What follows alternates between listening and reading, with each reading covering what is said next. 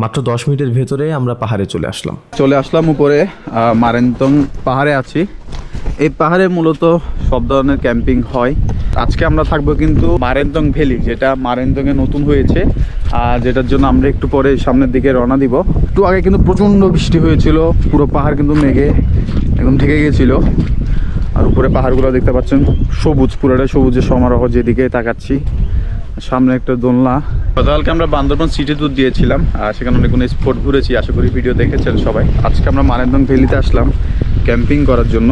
আবারও বৃষ্টি শুরু হয়ে গিয়েছে, আর সামনে একটা টং আছে, আমরা ওখানে গিয়ে আপাতত দাঁড়াবো। বৃষ্টি কমলে দেন আমরা এই পাশ দিয়ে মারেন্তং ভ্যালির দিকে রওনা দিব।